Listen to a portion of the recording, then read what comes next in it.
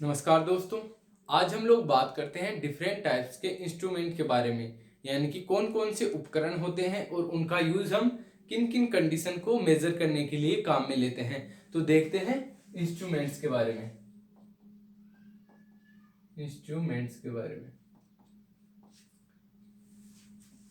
पहले हम देखते हैं जो विंड से रिलेटेड इंस्ट्रूमेंट है, जो हवा से रिलेटेड इंस्ट्रूमेंट है उनको। एक है विंड वेन, एक होता है एनीमोमीटर।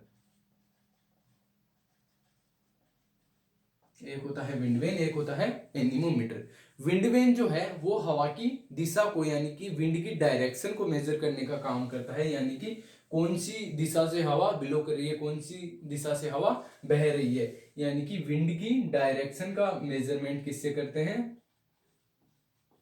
विंड की डायरेक्शन का मेजरमेंट विंड वेन से करते हैं। जो एनीमोमीटर होता है उससे हम लोग विंड की स्पीड का मेजरमेंट करते हैं, यानी कि जो हवा है वो कितनी गति से बह रही है उसका पता हम लगाते हैं एनीमोमीटर से। जैसे बोलते हैं ना कि इतने किलोमीटर से 10-12 किलोमीटर पर ओवर की स्पीड से हवा बह रही है, तो जिसमें मीटर आता है ना उसी से याद रखना है मीटर, यानी कि एनीमोमीटर विंड स्पीड के लिए।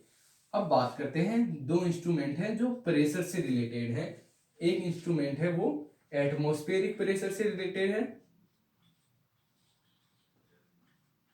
एक है जो रूट प्रेशर से रिलेटेड इंस्ट्रूमेंट है। एटमॉस्फेरिक प्रेशर को हम मापते हैं बैरोमीटर से। बैरोमीटर यानी कि वायु दाब मापी, जो एटमॉस्फेरिक प्रेशर को, वायुमंडलीय दाब को मापने का काम करता है। जो रूट प्रेशर को मापता है उस इंस्ट्रूमेंट को बोलते हैं हम लोग मैनोमीटर। मैनोमीटर ये हो गई अपने प्रेशर को मेजरमेंट करने के लिए इंस्ट्रूमेंट। अब हम तीन फिनोमिना या तीन घटनाओं की बात करते हैं। कौन कौन सी हैं तीन फिनोमिना या घटनाएं? ट्रांसपायरेशन, इवोपोरेशन, एक होता है इवोपो ट्रांसपायरेशन।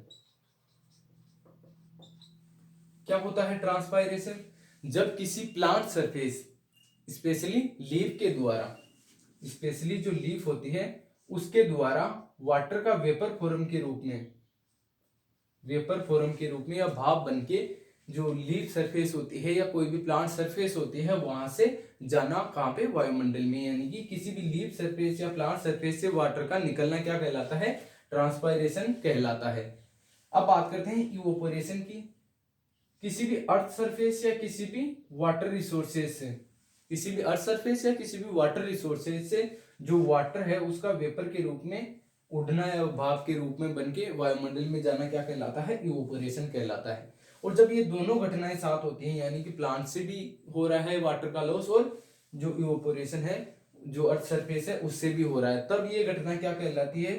तब ये घटना कहलाती है इवोपो ट्रांसपायरेशन। यानी कि किसी भी प्लांट सरफेस से भी और किसी भी अर्थ सरफेस से भी क्या हो रहा है? वाटर का लॉस हो रहा है। ऐसी कंडीशन कहाँ पे आती है? जब हम फील्ड में इरिगेशन करते हैं या जब फील्ड में अपन देखते हैं तो जो वाटर का लॉस है वो दोनों कंडीशन में एक साथ होता है, इसलिए इसको इवोपो ट्रांसपायरेशन बोलते हैं। अब इनको मेजर करने के लिए, इनको मापने के लिए तीनों के लिए अलग अलग इंस्ट्रूमेंट आते हैं। कौन कौन से आते हैं? ट्रांसपायरेशन को मापने के लिए आता है पोटोमीटर। पोटोमीटर आता है ट्रांसपायरेशन का मेजरमेंट करने के लिए। इवोपोरेशन का मेजरमेंट करने के लिए जो इंस्ट्रूमेंट काम में लिया जाता है उसको बोलते हैं लाइसीमीटर। और जो इवोपो ट्रांसपायरेशन को मापने के लिए काम में लिया जाता है उसको बोलते हैं USWB पेन इवोपोरीमीटर। ये हुई अपने कुछ इंस्ट्रूमेंट किससे? ट्रांसपायरेशन, इवोपोरेशन और इवोपो ट्रांसपायरेशन से संबंधित। अब बात करते हैं एक वर्षा से संबंधित जो रेन का मेजरमेंट करता है उसको बोलते हैं हम लोग रेन गेज। इजी है कि रेन का मेजरमेंट रेन गेज से होता है। अब तीन इंस्ट्रूमेंट है, हाइड्रोमीटर, एक होता है हाइग्रोमीटर और एक होता है लैक्टोमीटर। जो हाइड्रोमीटर होता है, हाइड्रो का अर्थ क्या हुआ, लिक्विड या वाटर, यानी कि लिक्विड की डेंसिटी, किसी भी लिक्विड की डेंसिटी हम जिस इक्विपमेंट से मापते हैं, जिस इंस्ट्रूमेंट से मापते हैं, उसको बोलते हैं हाइड्रोमीटर। जब हाइग्रोमीटर की बात करते हैं तो इससे हम मापते हैं ह्यूमिडिटी, या जिसको बोलते हैं हम लोग रिलेटिव ह्यूमिडिटी, किससे मापी जाती है, हाइग्रोमीटर से।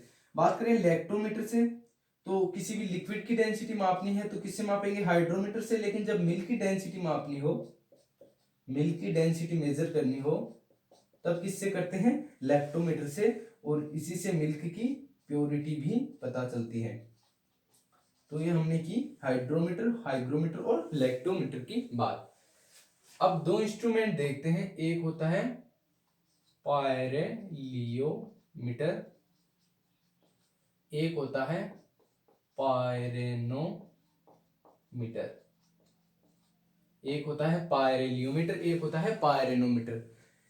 किससे संबंधित है ये दोनों इंस्ट्रूमेंट, ये है सोलर रेडिएशन से संबंधित इंस्ट्रूमेंट है। इसलिए हम लोग पहले सोलर रेडिएशन के बारे में थोड़ा जान लेते हैं। सोलर रेडिएशन क्या होती हैं, जो भी सूर्य के प्रकाश की किरणें हैं, जो भी हैं, वो कहाँ पे आती हैं, अर्थ की सरफेस पे आती हैं, उनको क्या बोलते हैं, हम सोलर रेडिएशन बोलते हैं।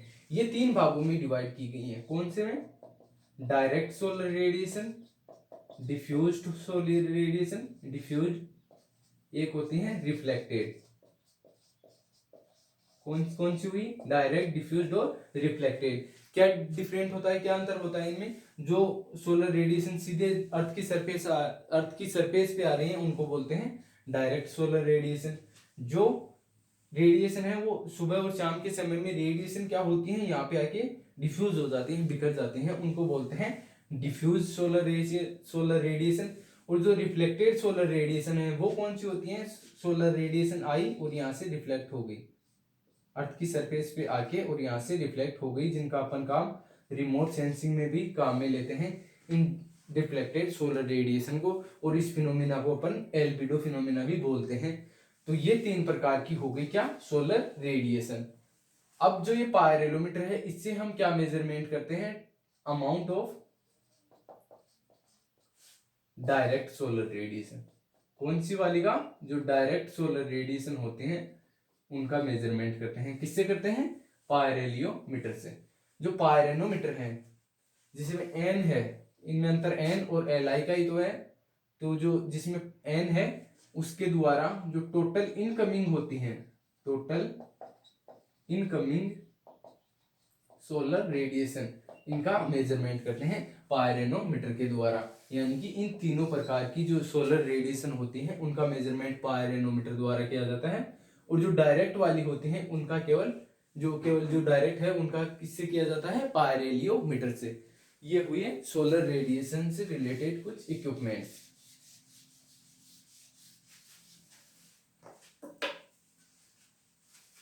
अब दो इंस्ट्रूमेंट हो रहे हैं, एक है पिक्नोमीटर, एक होता है पीजोमीटर।